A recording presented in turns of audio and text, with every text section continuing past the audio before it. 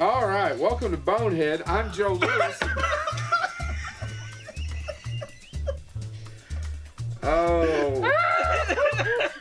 Never do a Spies Like Us joke before the show. See, we did a Dickford joke.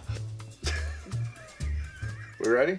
All right, I think we're going to start this episode. We'll go ahead and game face good? Chad. Yeah, I'm good. I'm not going first, I can tell you that much. And Chad I and love James. your Muttley impersonation. All right, That was a worst.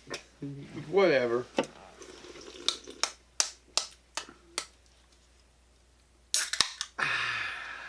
And scene. All right, welcome to Bonehead. Today is part 2 of movies that we think are hidden gems. That's right, movies that are really good that people have forgotten about.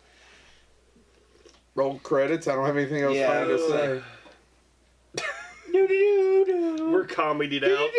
Did we blow our best load during in between shows? Stupid dickers. Not to be confused with Ditka. Don't you mind Ditka. Anyway, so on this episode, I'm told I'm to shut the hell up and let James go first.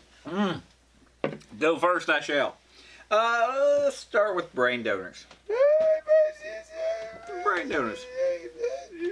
So, Brain Donors is a great movie. It's a comedy. A great movie. I really like Brain Donors. I love wordplay. If you like wordplay, just quick. One of the reviews of it said at the time was that the jokes actually came too quickly. It was produced by the Zuckers, David and Jerry Zucker. It was actually filmed as Lame Ducks, and if you watch the beginning of the movie and the end of the movie, there's claymation ducks, and it doesn't make sense why the movie called Brain Donors. It's directed by Dennis Dugan. Yes. Yep. Who would go on to make all those crappy Adam Sandler films. Yeah. But this one, John Turturro, is basically a remake of A Night at the Opera and A Little Bit of a Day at the Races, which are two Marx Brothers films. They updated it. This is not the original cover that would have been on VHS. The original cover on VHS Haley just got up and walked a candle over. in the tradition of the... We need a candelabra. Anyway. Under the candelabra. I will be having sex with a man. Okay then. Anyway, Brain Donors is a lot of wordplay. It's an update of the Marx Brothers. John Turturro more or less plays the Groucho Marx role. Mm-hmm. And then you have Harpo and Those other two guys that aren't John Turturro. who have went on to do other stuff as well. But You can find but them the at reason- your nearest homeless shelter. the reason that most people don't know about this was it actually was going to have a huge press campaign. They were all excited about it, blah, blah, blah, blah. And then Paramount got mad because the Zuckers left Paramount.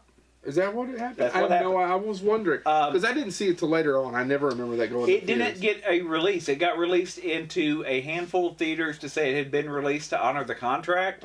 But they were going to do a big push for it because the Zuckers had made them tons of money. When the Zuckers say, hey, we were getting offered more money somewhere else, and Paramount went, well, we're the ones that made you famous. They thought the Zuckers would fold. Didn't happen. So they had this big press release. It was going to be released as Lame Ducks, which is what the Zuckers wanted to call it. The slogan that they came up for was in the tradition of the Marx Brothers, the Three Stooges, and the Reagan administration. Zuckers. And Paramount dumped all of that, and they cut the funding for it. They cut everything. It never got a wide release that it should have got because they actually had already done the press stuff. They were going to do badges and stuff for theaters. They had all that stuff. Badges? Badges? We don't need no stinking badges. Anyway. Badgers? Badgers? We don't. Mushroom! Badger. I almost, by the way, put UHF on my list. No, That's not a hidden gem. I don't think so either. But I think Brain Donors. Brain Donors is in definitely... fact, that and Quick Change may be the two biggest hidden gems. Brain Donors, though, basically the plot is that John Turturro's character, who is Flack Father, is a literally ambulance-chasing lawyer. He has a great line that my wife quotes all the time. I saw the whole thing. I'll represent either side. He's this horrible lawyer, and he represents he gets involved with this well-to-do widow. Her husband recently passed, Lillian Oglethorpe, and her husband leaves in his will that he wants to establish a ballet company. John Turturro has no interest. His character, Flackfather, has no interest in the ballet company till it comes out that whoever runs the ballet company receives a per diem of $160,000 a year, and then all of a sudden he decides that he is the name in ballet. And I'm sorry. And it literally goes slapstick. Rocco Melanchek, who is that guy? He is a cab driver. And Flackfather represented his ex-wife, in the divorce. And basically, they end up teaming up anyway. And Jock works for Lillian Oglethorpe, ends up getting fired. He hires him just because it makes the other attorney mad. And it's slapstick and it's nonstop. It's a lot of Marx Brothers, but there's a lot of wordplay back and forth and all that stuff. And it's literally stupid fun. Yeah, and this was the movie that I was going to bring up that I knew instantly this was going to be James's number one pick. So I didn't. But I kind of just stumbled into this one. I did too. Yeah, I just picked it up on Brain Donors. What's this? John Turturro, because John Turturro is one of my favorite actors of all times. Barton Fink. Watch it. Yeah. So I watched it, and I didn't know that it was basically the Marx Brothers. And I'm a huge fan of the Marx Brothers. Next to Abbott and Costello, I think they're the two. Well, they're on with Laura and Hardy. I'm not a big fan of Laurel and Hardy. Why not, Oliver? I never did get the humor. It's two different types of humor. Yeah, one's yeah. vaudeville, one's... Yeah, but I watched it and I could not stop laughing. And till this day, I will still laugh at jokes in that movie. No, and what's funny is it's PG. I saw this first with my dad. And it's just so many lines that I wish I could get away with using. When he's walking out of the one ballet star they're trying to recruit, and he's trying to basically get him to recruit, and he says no.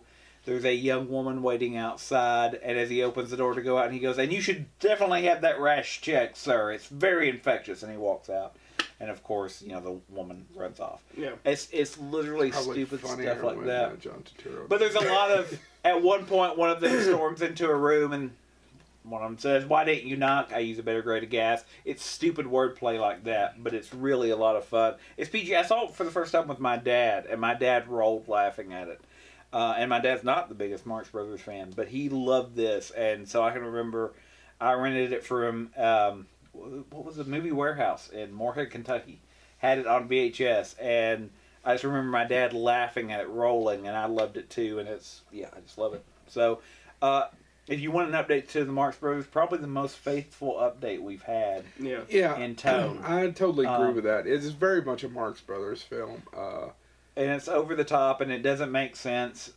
I mean, as far as they, of course, do slapstick and stuff that you couldn't actually get away with, but it's just fun. Yeah. That's it. That's the Brain Donors comedy. I'm trying to remember where I saw it, but I think I caught it on the satellite or something. Am I going next? Sure. Okay. So my movie, it has an all-star cast, and a lot of people don't remember it. And we actually brought up, it actually got brought up in a conversation I was having with some coworkers, and I was like, oh, I got to bring this up for the episode. You okay? That emphysema kicking in? That laugh killed my lungs. Why don't you smoke another one? You'll be smoking in purgatory. You'll be smoking in purgatory anyway for your dick for. So, you jerk. Anyway. So here's the cast. Michael Keaton. Batman. Peter Boyle. Batman. Frankenstein. Frankenstein's monster. Christopher Lloyd. Batman. And Flounder from Animal House. Dream Team. Batman. James got it. Dream Team. I'm sticking with Batman. Dream Team is one of my favorite comedies from the 80s. It's about 4 mental patients. If you pick up every piece of trash between here... Yeah, it's about 4 mental patients who go out for a baseball game with their psychiatrist. Their psychiatrist gets mugged and knocked Played unconscious. by that guy with the cool beard that was in all those 80s movies with cool beards. Yes. Right? Yes, and I was going to look up his name. It was an episode of Law and Order the other day, and I thought, geez, that beard still looks pretty good. That's the only, and I wonder if he still John has the beard. Bearderson. I want to look him up and see if he still has the beard and if he's still working because of the beard. He should. That beard's amazing. Yeah, oh God, it was so well kept. Yeah, I know. But anyway. My beard desires to be that beard. Yeah. So Joe has beard envy. So basically, it's about these Beard envy. So these 4 mental patients, they lose their doctor and they go about town and Looking for that beard. So let's go down. So Michael Keaton has anger issues. He's easily flipping on. Very much a riff on One Flew Over Cuckoo's Nest. Yes. Christopher Lloyd is OCD. Pretends he's a doctor. Yep. Peter Boyle is a nudist who thinks he's Jesus. As one does. And Flounder is just a quiet guy who doesn't say a lot, other than I believe he just says the scores of baseball games. Yeah. It's been a long time since I've seen it. Oh, it's such a great movie. And then there's one scene where Peter Boyle goes into an African American church and just starts preaching to these people and getting them really riled up. And then he just starts removing his clothing. I don't even remember Bit that. by bit. And it's just it's great character development. Each character slowly comes back to normalcy from the being wrapped up in a mental institution for years. It's a great movie. I highly recommend it. The director, he went on to direct My Girl, and he directed The Main Event. If either one of you remember The Main Event, I remember The Main Event, but My Girl, that has one of the funniest endings of any movie in history. God. I laughed so much when she's at that coffin crying about Macaulay Culkin and all them damn bees. It made me go out and buy a lot of honey. Oh, look at him. Little bastard's dead. Slapped his face one too many times, screaming. So I don't know if you all think that's a hidden gem. For me, it's a hidden gem because a lot of people haven't heard of it, and I loved it. I don't still remember it being a hidden gem. I'd have to see it again. It's been a long time. I was not. I enjoyed it, but I wasn't in love with it. At one point, half the cast is dead now. Jeez, Joe. Yeah, Flounder's dead. So is Peter McNichol. And by that I mean Peter Peter McNichol Boyle. is not dead. Peter McNichol, you're not Please dead. come on, Yes. Bonehead. You're You're friends with. He could be in the Freak League. Oh yeah, whoa, He shut was on an episode of The Big Bang Theory last week. Yes, he was. As a freak. Yeah. All right, Joe, what's on your Were list? they ever really here? Sorry, we saw the Big Bang episode. This one I'm pulling out of my. I've got. All right. I'd heard about this movie all my life, and we were making a joke before the episode, and I almost said it, and I didn't. And it came out on Blu-ray in a really expensive case, and then they had a bare bones version, and I just went ahead and bought the bare bones version because I wanted to see it. And I'd heard about it and read about it, and there's this guy named William Friedkin. William Friedkin directed The Exorcist and The French Connection. And when he was done with The Exorcist, he wanted to remake a movie called The Wages of Fear. And it's based on a book, too. It's About a famous book. And what it's about is it's basically in South America, and it's about these men who come from different countries. One of them is played by Roy Scheider. He is the hero, and he's the American, and they all come from things that they had to get away from. And they're paid to drive dynamite across a jungle, and it's called Sorcerer. And the reason it's called Sorcerer... What? Okay, no, go ahead. No, go ahead. I kind of shocked you bringing this one up, but go ahead. Why? Because I don't think it's a hidden gem, as in that it was his follow up to The Exorcist, and everybody nobody saw it. And nobody saw it. Yeah, so I don't. Okay, keep going. That's what I meant by hidden gem. Nobody's seen it. Have you ever seen it? I've actually never seen it, but I just know that I know of it because of the fact that It's a huge it was his bomb. follow up to his Exorcist, and it was a huge bomb. So that's why I didn't think it's really a hidden gem. Because people know it, because people know that this movie that but I don't know but nobody people knows have what seen it it. is. I've never seen. I know a lot of film geeks who've seen it, but up until really recently, you really couldn't watch it. Yeah, and you couldn't watch a really good print of it. If you could get one, it was usually bootleg. It came Why is out. it called Sorcerer? One of the trucks is called Sorcerer. Mm-hmm. It's the world's worst title. Yeah, in my opinion, it should have still been The Wages you don't of Fear. follow up The Exorcist with a movie called Sorcerer and it not be about a sorcerer. It isn't, absolutely. When I heard this, when I heard that this was his follow up, and I didn't know about the movie, I'm like, oh, it must have been a movie about a magician. No, it totally ruins it. One of the trucks is called Sorcerer. It's a terrible title. And I'll give you a little history about it. So he wanted to go, and he wanted to do it for real. A lot of people almost got killed and hurt making it. If you watch it, you're thinking, holy shit, they really shot this. This is pre-CGI. There's no wires here. These people were crazy. Yeah. They're out in the middle of the rainforest in the jungle doing this thing. Similar to probably Fitzcarraldo, if you're a Werner Herzog. You know, they actually went and shot that. But I think people know Fitzcarraldo a little bit better, or have at least seen scenes from it. Sorcerer was going to star Steve McQueen. Steve McQueen wanted to... They went back and forth, and of course, he was right off The Exorcist. William Friedkin was. He was at the height of his power, right? Well, he could do whatever he wanted. He could do whatever he wanted. You got to remember, The Exorcist was huge. Yeah. And then before that, he made The French Connection, and that was huge, and he won Oscars. He'd do whatever in the hell he wanted to do. So Steve McQueen wanted to shoot it here. Ally McGraw, is that who he was married to at the time? I think so. They got together. He wanted to put her in the movie. William Friedkin said no. And then he said, well, I want to shoot it here. And William Friedkin said, no, we're going to the jungle. And later on, William Friedkin has said in interviews, if he had to do over, he said, Roy Scheider's a great actor. Everybody's in it is a great actor. But I should have done whatever it took to get Steve McQueen in that movie. Yeah. I should have done whatever it took to get Steve McQueen in that movie. It's not that the movie would have been any better. That wasn't his point at all. It'd have been a different movie. But guess what? It came out the same year as Star Wars. And people would have probably went more to see it if it had who? Steve McQueen. You need a star to anchor it. William Friedkin, at the height of his power, still isn't what? He's not a star. Directors aren't. Yeah. I mean, not to that certain... Even today, there's certain movies like, Spielberg, you'll probably have a fairly decent, but it's not the same as The Rock. No. Well, and it's the same. Once again, that's a joke that I always make is... People know who star in a movie. If I say, it's a Rock movie, you'll go through a catalog of movies The Rock is in. If I say, it's directed by Stephen Sommers, okay, certain people will be... I say it was written by... Nobody's going to know. No. It's diminishing returns. Sorcerer... Actor, director, writer. Sorcerer I watched it, and I loved it in the sense of I couldn't... If you know anything about film... and watching it and knowing how it was made, it's incredible. The only criticism I could throw at it is it takes that thing from The Exorcist of that whole opening, I want to call it a prologue of The Exorcist, and makes that a little too damn long. Yeah. Of following these characters into how they ended up in the jungle. Roy Scheider comes from a shady past, the Frenchman comes from a shady past, and it takes quite too long to get there. It's the only criticism I can lob at it. It is a wonderful movie. It is on the edge of your seat, and if it had been called The Wages of Fear, Sorcerer is a terrible title. One of the trucks is called Sorcerer. It's the only reason I know you'd call it Sorcerer. So, if you can, find Sorcerer. It's a little harder. Most of the things we've talked about are fairly easy to find, except for Quick Change. I don't know.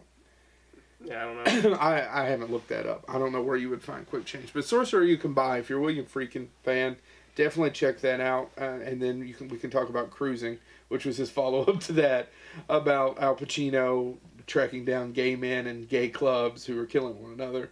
Have you guys seen it? Oh, it's graphic for 1980. Yeah, I've seen parts of it. It's graphic. Shoo, James. It's a good movie, though. Keep going. What you got? I want to go from a comedy to one of the darkest movies I've ever seen. I knew he was going to do this. The Grey Zone. Haven't you talked about The Grey Zone I have never before? heard of The Grey Zone. I love The Grey Zone. So The Grey Zone came out at a time when people didn't want to watch dark films. Came out after September 11th.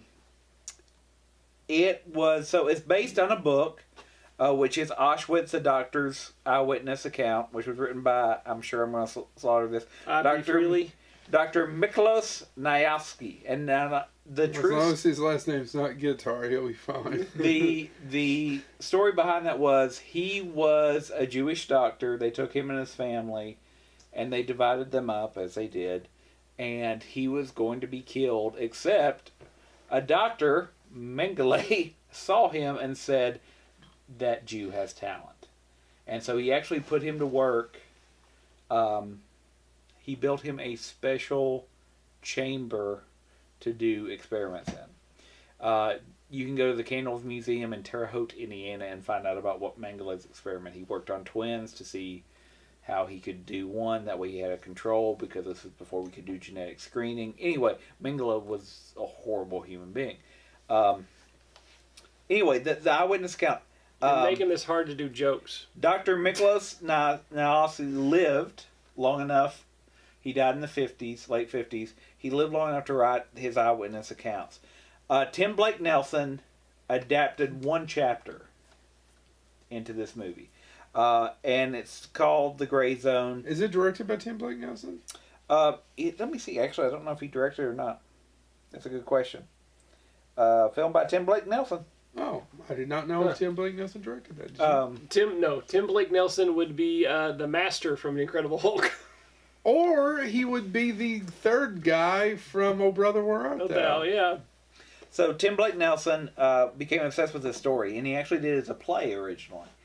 And he wanted to turn it into a movie. And this, if you can't see it, this has a great cast. It's Steve Buscemi, Good actor. Harvey Keitel, Great actor. David Arquette. David Arquette, by the way, in this movie. One of these things doesn't belong. No, One of David these Arquette things. in this movie belongs. Because I felt the same way when I first saw him. Like, how did David Arquette get in this job? He has probably the most heartbreaking scene in the movie to me. Mira Sorvino, Daniel Benzali, Oh, yeah, from the Benzali clan. and Natasha Lyonne. Anyway, they rebuilt a 90% scale model of Auschwitz for this in Hungary. Because they wanted it to be accurate, but they couldn't film it, obviously. Because the story of this film is it's about the Sonderkommandos. Sometimes also called Uberkommandos. Basically, they were the Jewish people that... Suburban Commando. It is not Suburban Commando. Another Christopher Lloyd picture. Yes. An underestimated classic. Yes.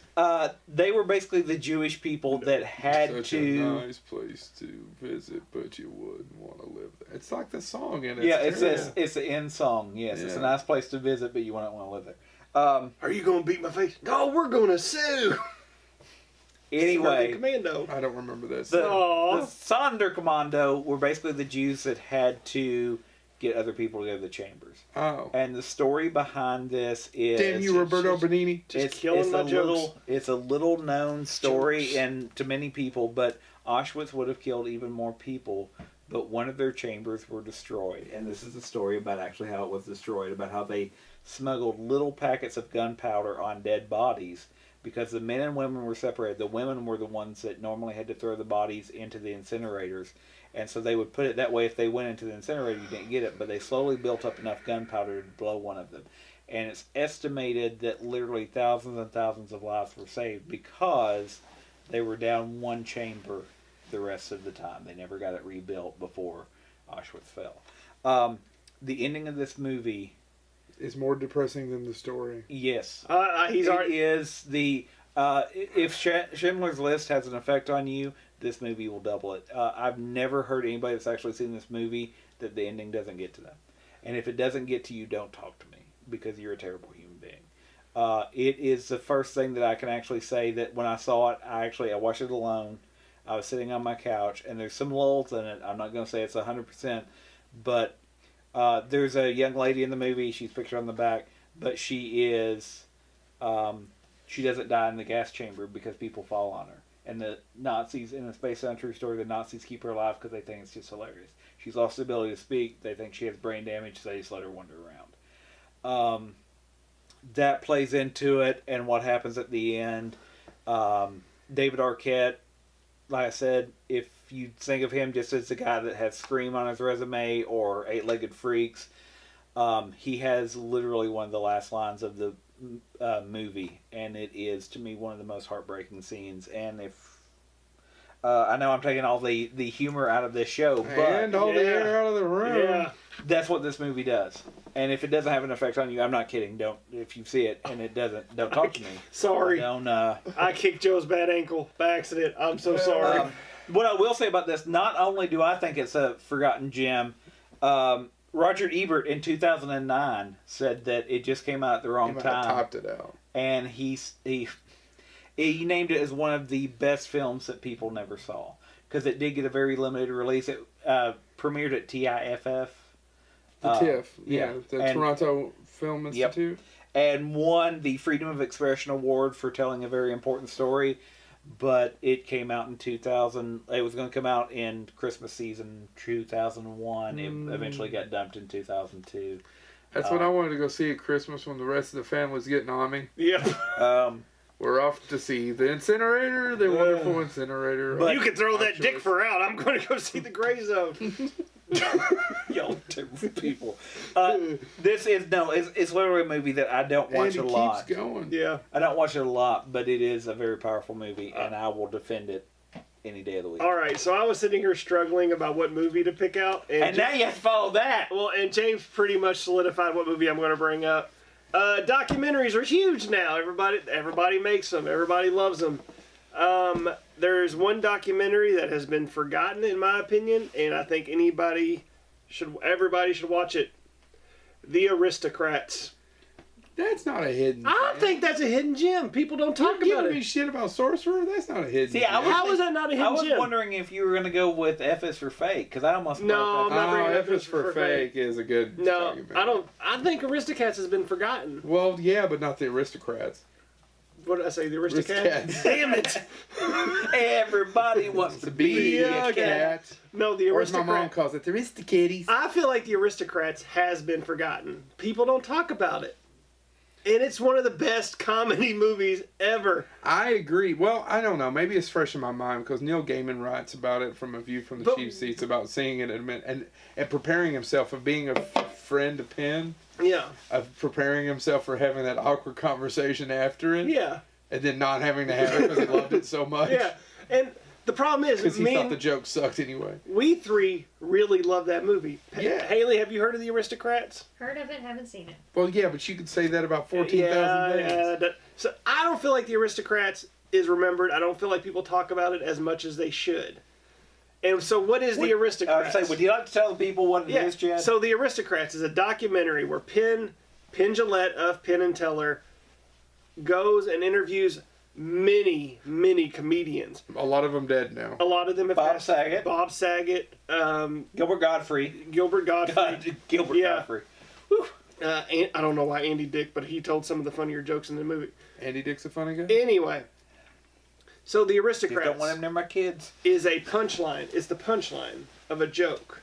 And not a really funny joke. Not a really No. funny joke about a family who goes into a talent agent's office and performs a joke. Probably dates back to vaudeville. It's a vaudeville joke. It's a vaudeville joke. But what has happened is it has become an underground joke that comedians tell other comedians and do it in the most filthy, disgusting way that you could possibly imagine. Every comedian has their version of the Aristocrats joke. Each one is more disgusting than the next. Right. And it's the whole documentary is different comedians telling their version of the aristocrat joke as well as other dirty jokes. And if you love Full House, you do need to watch yeah, Bob and Saget. and most people who are fans of Full House, I didn't know this, still don't know the Bob Saget. Really? There's several people I work with who love Full House, and I ruined it for them by telling them about Bob Saget. Have they never seen him do live? They've never seen. No. They watch Full Anything? House. So if you're not a fan of comedians, like the three of us are, I think three of us are. Bob Saget is mostly known for Full House and America's Funniest Home Videos. He's known for this wholesome image. But some people don't realize is Bob Saget is one of the filthiest comedians you will ever hear. Filthy. Like dirty-minded. Well, yeah, another level. like you actually want to go puke in a trash can. And filthy. he's known for hooking up with young ladies who love Full House. Yes. I mean, And God bless him for it. Nobody, By the way, he back their whole thing. Consent. No one has came out on Bob. I mean, Saget he's yet. even made jokes about having sexual acts with the Olsen twins. Yes. He is absolutely filthy, and there is a whole segment in the Aristocrats about how filthy Bob Saget is. Saget. There's a joke a female comedian tells about a tampon with Bob Saget that still makes me laugh to this day. That's what I was thinking about before you thought it. Yeah. Well, get this one. They'll think you're really tight. Tight. Oh, yeah, Joe just ruined the punchline. I ruined it, but it's hilarious. Yeah. But like I said, it was done by Penn Jillette. It is a funny documentary. It is a great about, documentary. And there's so many George people. Carlin's in that. Who else is in that? Robin Williams is in that. Yeah, any comedian you could think of is in it. Yeah. I think Jon Stewart, Bill Maher's in it. Yeah. Drew's in it. Drew Carey. Well, Drew Carey did speaking of Drew Carey, I know he's mostly known for The Price is Right now, but in the late '90s, he did a joke. He wrote a book called Dirty Jokes and Beer. It's over on my shelf. Highly recommend you read it, especially for the 100 dick jokes he wrote in it. I don't remember. There's like 4 or 5 pages dedicated to that. But The Aristocrats is a very wonderful documentary, and it will keep you laughing for the hour and a half of its entirety. It will keep you laughing if you share the same sense of humor as the Boneheads. Yes, which is foul, dirty. Which means if you're on episode somewhere in the 40s, that you probably do, that if you didn't, you would have stopped watching us by I was now. going to say, it's the most Puritan-esque of the Boneheads. Which is horse shit, by the way, for the people that know behind that. Yeah. Well, It's more the Bob Saget thing. No, I was about to say, though, but I mean, I probably don't have... You curse less. Well, and I also, I mean, there's some stuff that I don't find as funny. That being said, I think the reason why Aristocrats works for me is not all of the jokes land for me, but when they do, they bang hard. If he says, for some of the stuff you don't find funny, I want to remind him of a car trip where he wrote the whole thing where the last part is ape. Yo. We were going to Louisville with that one. And if we ever do that skit, it'll be all that Joe and Chad. Yeah, no. But you know what's funny is when we do write stuff, and if you haven't watched Murder Virgin yet, Go watch Murder Virgin. Yeah. It's on our YouTube page. It's a short film we made. But people always, if you know us really, really well, you can tell who wrote what. Yes. But there's every blue moon where somebody's like, "No, that had to be wrote by." No, it wasn't. No. That was. It's like Blazing Saddles and bringing in Richard Pryor, and he wrote none of the black jokes. He wrote all the Mungo stuff. Yeah. Mungo, but Pawnee Game of Life. That's brilliant. The Aristocrats. I can't believe you don't think it's a hidden gem. I think a lot of people know it. No, I don't consider that a hidden gem, but I think it's a wonderful movie. Yeah, I think it's been forgotten. Now I want to go watch it. It's like In the Mouth of Madness. I actually want to sit here and go watch Brain Donor and Mouth of Madness, Brain Donors to laugh again because and Quick Change. Aristocrats. I watched Quick Change a while back, and I haven't watched Aristocrats in a while. Yeah. And followed up with this wholesome dose of the Gray Zone. James, I don't know if I can watch it. No, it is. If you depressed the crap out of me, I wanted to cry. All right. If you like history, it's relevant. Is it my turn? And history and tears. The Trail of Tears. Yeah. Here's a blanket, Chad. Oh, dang. You took my joke. God! Oh. Is that dark? Too soon? Too soon? No, I talked about a Holocaust film. I think you're covered. Too soon? All right. Here's mine, and it came out a few years ago. In 2006, there was 3 movies that came out that were fantastic. And I can't remember what the third one is. So there were 2 that were really good, really great. Holy cow. What year was it? Best Picture? 2006. What won Best Picture? 10 Years, Pan's Labyrinth. The one that... Don't say what I'm about to say. Because I know you know it. There was another one. Pan's Labyrinth came out, and I thought that was fantastic. And it was. It's a Guillermo del Toro film that he should have won the Oscar for. I like Shape of Water, but The Shape of Water is not the film that Pan's Labyrinth is. Agreed? You think that was a political thing? Yes, I think they finally gave it to him, yes. Because he is probably one of the most unique voices in main cinema today. He has a vision. He has a vision, and it carries through. It carries, yes. More so than Tim Burton, I think, in certain ways. Specifically in the later part of Tim Burton's career. I'd say, no offense meant to Tim Burton. Yeah, it wasn't Crash. Crash won. No, Crash won the Best Picture in 2006. All right. Well, maybe it wasn't 2006, but Children of Men. Oh, yeah. Oh, yeah. Who in the hell talks about Children of Men? Same people that don't talk about Aristocrats. No, I was going to say... have a right to an opinion, especially if you crapped on Sorcerer. Anyway. No, I was Children of Men is one that nobody talks about. People that there's 1 or 2 people we work with that I've had conversations with about it, but that is it. It's who just know the book and read and are just weird anyway. People, if you're talking about Chris, it's based on the book. Love you, Chris. Oh, hold on. It's based on the book written by P.D. James. Mm-hmm. wrote the novel. I've never read it. Have you read it? Mm-mm. Do you know P.D. James? Mm-mm. Okay, then you went, It's like you knew. Mm-hmm. But you don't know shit Mm-mm. from Shinola. Mm-hmm. Okay. Do you even know what Shinola is? I do. It's that stuff they put on shoes. Yeah. It's Yeah, a yeah, shoe but shine. but people say shit from Shinola and they have And they no don't know reference. what that no is. reference. I Like actually knew Bogarting. Bogarting's probably even more that they have no idea what that refers to. Yeah. Okay. Anyway, so it starred Clive Owen, Julianne Moore, Michael Caine, Chewie Ejiofor. I can never say his name. Yeah. Best one of the best villains ever. Fire Serenity. And Serenity, Kinky yeah. Boots. And Kinky Boots, yeah. He was a villain in Kinky Boots. It's directed by... Look it up, kids. Did that come out the same year as... Anyway, Getting off track, Joe. Alfonso Cuarón directed. Alfonso Cuarón would go on. He directed the third Harry Potter film. He directed a movie called Yo Tama Amblin. Yo mama yo Your mama. mamlet. E2 Mama Tambien. Yeah. Well, E2 Mama it's a Tambien, great story which about means, two. and your mother too. Did he also do Gravity? Yeah, well, hold on. He would go on to win the Oscar for Gravity, and the problem with Gravity is Gravity is an amazing film if you ever got to watch it in a huge screen in 3D, and if you watch it on HBO on your, I don't care if you have 70-inch TV, it's not the same thing. It's not the same experience. It was kind of No, boring. it's the same argument that I can make. Star Wars, obviously grew up watching on a television set. When the special edition came out and I got to see Star Wars on a big screen, Yeah, it's a different experience. it felt different. The So, ship battles are Children cool. of Men takes place in the future. It's once again a dystopian future, like most of them are. Yeah, there is no future where everything's bright and sunny. Yeah, Next Generation. Yeah, but they're on a ship. You don't know what's going on Earth. It could be a No, that's No, why it's they're on a they ship. actually refer to it as the Paradise. Why don't you shut up? All the time. What? Get on with your Why you damn... gotta be all Borgy Borg? I know. Anyway, Children of Men takes place in the future, and the human populations are unable to have babies. And right at the first of the movie, there's a terrorist... Look who's talking is worshipped as God. 2, which made no sense. Who's talking now Who's about the talking damn now, dogs? Danny It's worshipped as DeVito.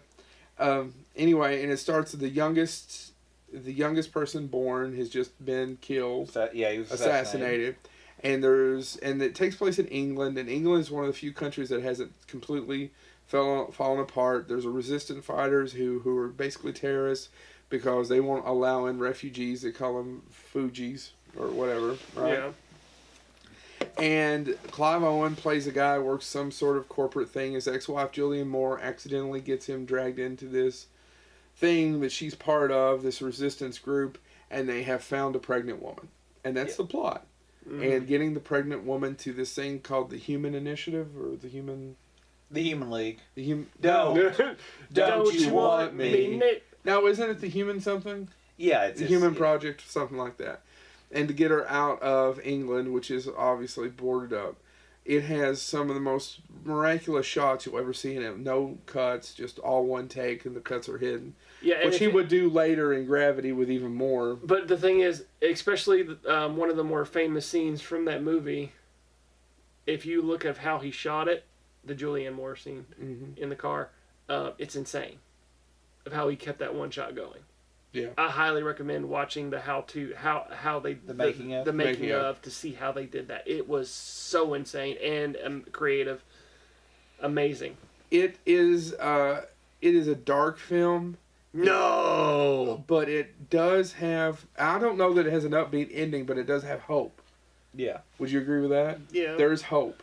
And I remember leaving the theater just thinking I'd been sucker punched in the best way possible. When you see a great film that you have no idea that you're going to see a great film, that you don't know how good it's going to be, and you just feel sucker punched. It's one of the best feelings you can ever have, in my opinion. And Children of Men gave me that. Yeah. And I think that a lot of people don't talk about it. It's still not brought up. It was on the other day and I was watching it.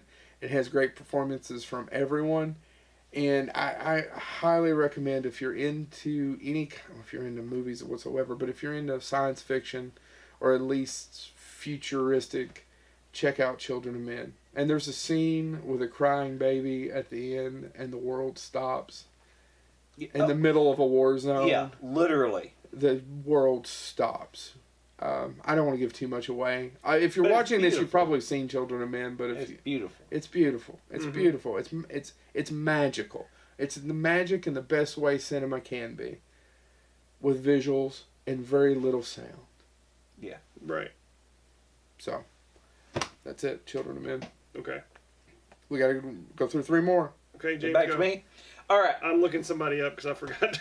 I actually thought about talking about Dreams with Sharp Teeth, Harlan Ellenson's documentary we talked about before, because it does have Neil Gaiman, it has Robin Williams, it has tons of other people in it. And even though this wasn't a movie, I thought about doing Dark Dreamers, where they did a lot of interviews. But actually, as I was sitting here, I was thinking about a movie that I love that nobody knows anymore, and it's a big bummer to me. So I want to take you back. There was a time Welcome back. when there was an actor I don't remember. I don't that remember is Welcome Back now Kotter. known for being a little terrible. But there was a time when he made really, really fun movies. He was in Vampires. But James Woods, before he went over the top... Who? James Woods? No. Go ahead. I want to see if you're doing what I think you're doing. Teamed with a certain Louis Gossett Jr. Yes, he's doing it. Oh, I forgot to bring this one up. I forgot And that made one, what too. is... Oh, Directed by Michael Ritchie, who made Bad News Bears, who was a fantastic director. Probably made... Golden Child. I would and argue... it has one of my favorite actors. The one other person you didn't mention. Oliver Platt. Oliver freaking Oliver Platt. Platt. Heather Graham. Yeah, I know Heather Graham, but she's But- no Oliver Platt. No, but if I had to have sex with one of them, And Bruce it's going to be Dern. Oliver Platt. Bruce- But I would say I will grudge. Flatliners, Oliver Platts. Bruce Three Dern. Musketeers, Oliver Platts. Bruce Dern's in it. And they It's- remade it's- Flatliners. It's the film Digstown. Now, if you've never seen Digstown, Digstown's so good. It's a good movie. it's probably the 3rd or 4th best boxing movie Ever made? ever made. And most people don't know about it. It was That is a hidden gem. Oh, The- yeah. I the can't believe I movie- forgot Digstown. so basically the plot to the movie is Digstown is named after Charles Macomb Diggs, which was this big boxer, and so boxing still goes on and all this stuff. And James Wood is just released from prison. He's a con man, all of this stuff. Oliver Platt plays another con man. You find out they're kind of in league with each other. And they go there because they know Honey Roy Palmer. Honey Roy Palmer is played by Louis Gossett Jr., who is this aging African-American boxer. And basically they end up doing the sucker bet that Honey Roy Palmer, even though he's old, will take on 20 men that Bruce Dern's character, who pretty much is the mayor and controls the town, and he's crooked and all this stuff, in the ring. And if he wins, Bruce Dern loses everything. If Honey Roy Palmer loses, they're going to end up basically dead, effectively. I mean, Yeah. he's going to arrest them. He's going to do all this stuff. The entire movie, though, is... I just love that movie. So it goes back and forth, and who's really conning who, and what's going on. And there's so many... James Woods is an actor that I like. What he does in his personal life online, I could care less about. Yeah. But... He didn't really get that crazy, though, till the last few years. I There's a lot of- think he's always been crazy. I think he's been able to. Social media wasn't around to allow him to express his insanity. Twitterness. But, when you look at him in Vampires and Digstown and all that stuff, there's a certain schmarm, he's got something hard that he way. brings. The hard way. The Hard Way's another one. Yeah. And it's just such a great Directed by John movie. But it's, I love con pictures, first of all. So the Sting and all of that, these things Wrath aren't of. forgotten. Yes, Wrath of Khan, Joe. Why do you always have to make Star Trek references? Anyway. I love the Hoovians. Anyway. Woo, Wookiees. It is a great movie. It also stars, and I forget his name, but the guy that plays Yeah, from Vigo. Ghostbusters 2. Vigo. plays Charles Macomb Diggs, and He's dead now. and the background on that. His two best movies, and they never allowed him to talk. Yep. He also has a He was dubbed cameo. over. Yeah, He but also has a Next cameo Man in Side Silence of the Hams. Oh, did he talk in He's Silence of the also Lambs? in. No. He gets to talk in. He's in the Mouth of Madness. Oh, He's the guy he that is. blows his brains out in the bar. He is. Does he talk in that? Yep. Oh, I gotta watch it. No, we gotta watch it. But anyway, Digstown you can get on DVD. I actually own the VHS. I loved it so much. I bought it on DVD when it came out. Is it on DVD? Yeah, it's on Yes, DVD. I've got it on DVD. What? I didn't know. I never wish if they would come. By the way, if Shout or anybody happens to watch this, if you want to bring out a special edition, I'll buy it. I will buy it. I will say it right now. Give me whatever background info you can still dig up on that movie. You did say Randall Tex Cobb was in it, right? No, I didn't. But, Randall Tex Cobb's in it. Yep. but it is Never been knocked down. it is a great Except the movie. Coen Brothers that time. It is a An Ace great Ventura con detective. movie, a great boxing movie. There's parts of it that are funny. There's parts of it where you don't necessarily see what's coming. And I've never seen anybody that actually watched it walk out and say, I didn't enjoy any of that. Everybody I've got to watch it. It easily has a good ending. A Yeah. preposterous ending, but a good ending. Well, Yes. yeah, but it's just so fun to watch. And I said, ignore the James Woods of social media. Watch the film for what it is. Ignore Videodrome. Don't ignore Videodrome. Yes, ignore Videodrome. Oh God! Hold on, now I just went through the line from Videodrome. Family Guy. See, I had James? sex with that VCR. James, does this have any nudity in it? Yeah, I'm nude for a lot of it. And I just okay. Anyway, but Digstown, I never got a big hit. Never was anything. No. But It came and went. I've never seen anybody that watched it that didn't say, no, it's fun to watch. Yeah. It is just a fun movie. So Digstown replaced what I was going to talk about because I was sitting here going, if I don't talk about Digstown, I'll be mad about it later. So Digstown, it's just a fun movie. Go watch Digstown.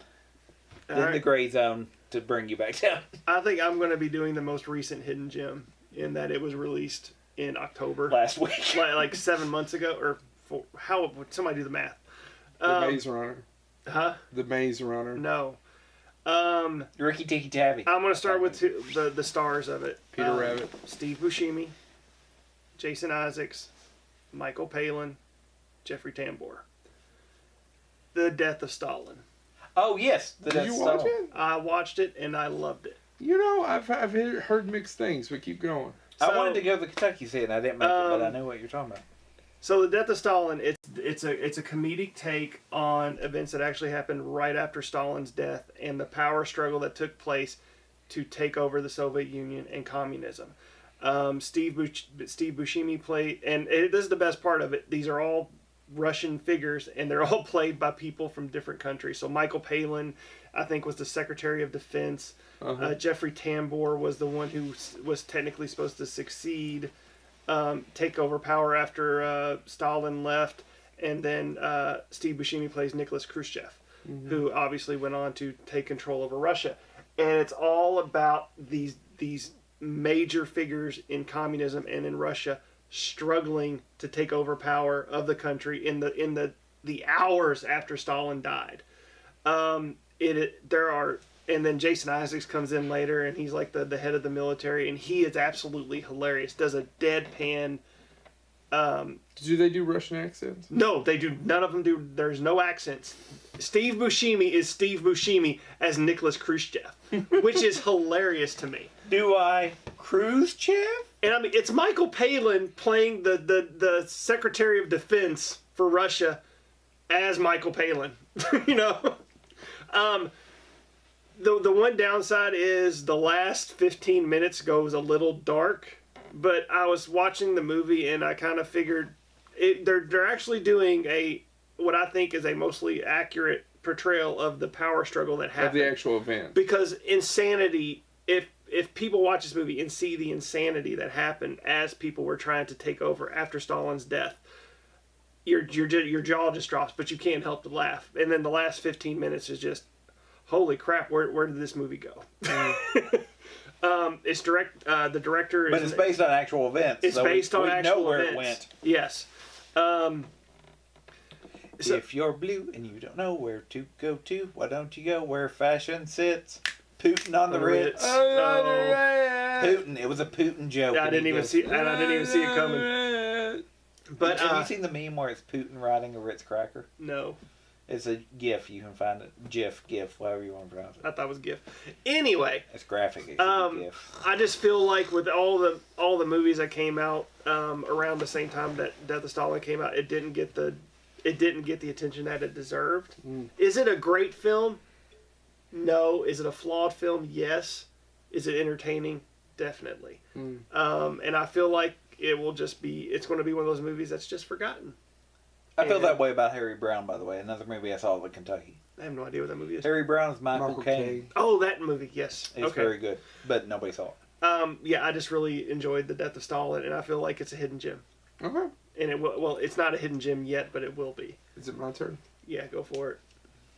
Are you going to top Digstown? No. I don't think anything about what Haley's saying. No, No, I'm done. If you have another one, I Go thought for that it. was last. no. No, go ahead. Go ahead. Are we going time? She just got to look it up. I could have already done There it. you go. I'm fact checking you all. All right, really quick. I want to do two. That's just quick. Oh man. One, because it came up, I really think people should go out if you're a fan of, because I think this is one that's kind of forgotten too. John Landis's Innocent Blood. We were talking about that. Okay. I think people should check that out. He did a werewolf film. It was called American Werewolf in London. No one ever saw that picture. Yeah. It did nothing. No. Went nowhere. Naked American Man, somebody believe. Yeah, that's all anybody ever remembers. Nobody remembers anything else. There's definitely no special effects in that worth checking out. Yeah. By Rick Baker. So he did another movie called Innocent Blood, which isn't as good, but I love it. This one I struggled with this because technically this won Best Picture. Technically this won a bunch of awards. But I don't know. You're going to talk about Marty. No. Sorry. Although I By love the way, Marty. But nobody knows Marty. Nobody knows Marty, but I loved Marty. I love Patty Chayefsky. Oh my God, Network. Anyway, moving right along. The Best Years of Our Lives is a movie about World War II. Yeah. It was directed by William what? I've never heard of this. There we go. All right. You never really? Never You're not just heard It's of going almost with 3 it? hours long. You've never seen The Best Years of Our Lives? No. Oh my God. All right. It's the only movie we've talked about tonight that I haven't heard of. It was directed by William Wyler. Billy Wilder was asked once who the best director was. Billy Who's Wilder he? of The Apartment. And Oh, Gene Wilder's brother. Ah! he's a writer-director. And he was asked who, and Some Like It Hot. And he said William Wyler. And that was his contemporary. And then people said, why William Wyler? Because he's stupid. That's a terrible Hungarian accent. Yeah. What do you mean he's stupid? He's stupid. The rest of us just show up and we were geniuses. We just know what we would do. Yeah. But William Wyler would work on it for hours and hours and hours before he'd show up. William Wyler was the best director, he thought. And there's a lot of other movies, not going to get into them. Best Years of Our Lives is about PTSD when it really wasn't talked about at the time, and it's shell shock. And it's 3 stories about 3 men who come back from World War II at different places in their lives. One's more middle-aged, the other 2 are younger. They both bring back baggage. Well, yeah, they have clothes and stuff they have to bring back with them. One's married. Jeez. The other one isn't going to be married but is in love with somebody else. And then the third one lost his hands. He was played by Harold Russell. Harold Russell is the only human being in America or any time to win an Academy Award for the same role. He won 2 Academy Awards for the same role. He was nominated for Best Supporting Actor. Harold Russell was actually nominated for it because he actually did lose his hands in World War II and he used 2 claws. And William Wyler had hired him to do some training for some actors and then liked his natural appeal so much that he made him cast him in the role and changed it to the guy not having any hands. The Academy that year knew he had been nominated for Best Supporting Actor and they didn't want him to feel bad, so they gave him a special Academy Award for heroism and being able to bring these stories of whatever it was called. And then the bastard ended up winning the Best Supporting Actor, which is amazing. But nobody remembers that. And deserved. And if you've never seen The Best Years of Our Lives, it is exquisitely shot, it's exquisitely written, and it's beautifully acted. And it's about 3 men coming back from war and trying to just learn how to be men again and how to adapt their lives and how to learn to deal and cope. It's a prequel to Deer Hunter. It's a little less depressing than Deer Hunter, but it's emotional. It's emotional, especially Harold Russell with the hands of being in love with another woman or being in love with a woman and then does he really want her to be with him? Because in his mind, he's a freak. Yeah. And there's a lot of great scenes. There's a great scene that takes place that actually happened to William Wyler. He worked for, of course, like a lot of Hollywood did during World War II. He did his part. Yeah, there's served. a great documentary called Five Come Home on Netflix. He is one of the. It's about 5 directors who went into World War II and what they did. John during Ford, World War II. William Wyler, Frank Capra. I'm blanking on the other 2, but it's very fascinating. About pro anti-Semitism counter. There's a thing at a lunch counter, and the guy gets basically they throw him out. John Ford. Yeah, John Ford. Anyway, just watch it, check it out.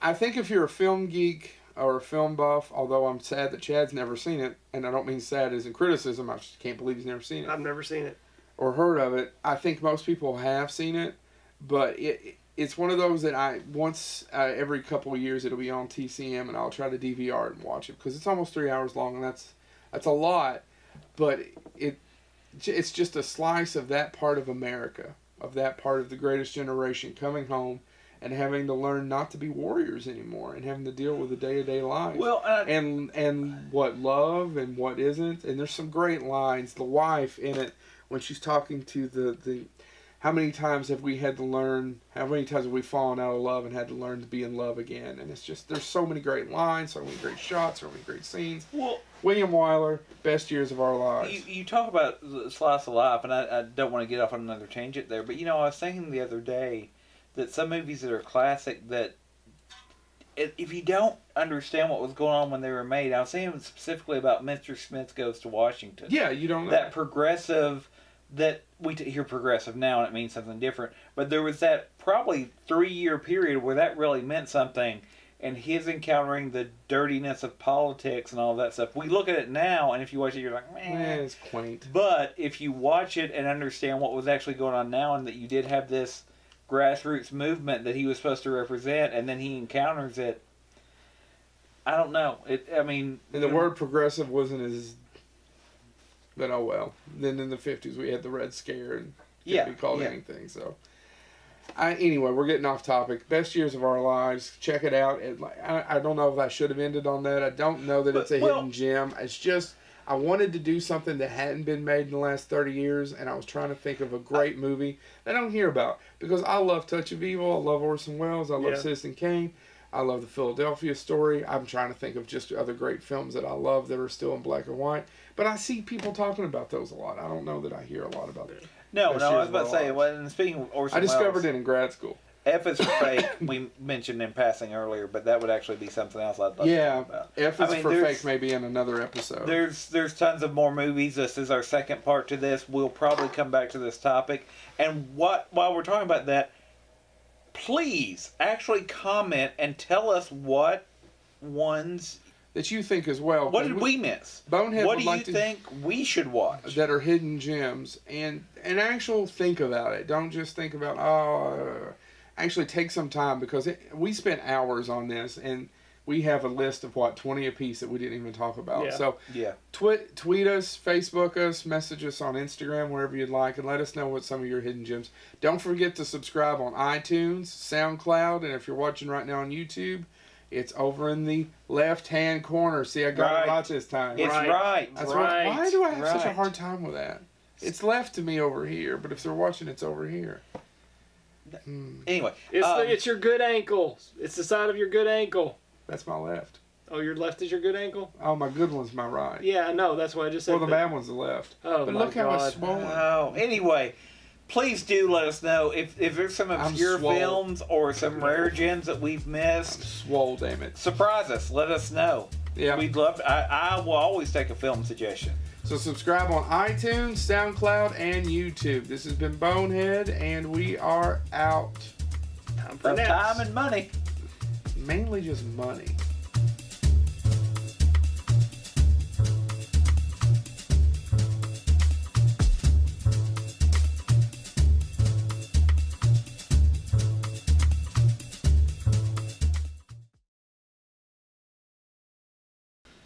Welcome to Bonehead. This week's episode is Ed Hidden 209.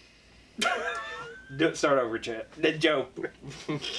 Welcome to Bonehead. This week's episode is... Hidden Gems. We're talking about movies that fell through the cracks. Not Jim, who's hiding behind the couch. Shut up, Jim! Episode 2 of this, of movies that people don't know. Shut up. Okay. Shut your One harsh mouth. more. I said shut up, Jim! You're a naughty boy. Naughty. Somebody's All right. going to hurt my bad ankle. All right. Ahem. And serious faces. Welcome to Bonehead. This week's episode is... Hidden Gems. You We're could talking probably about... find one if you put it in a GPS. In a jet penis. What's a jet penis? It's the one that delivers those Christmas trees, yo. We're talking about. Oh, the dick first. Okay, anyway. One more time. Jet penis From- just dropped off my dick first.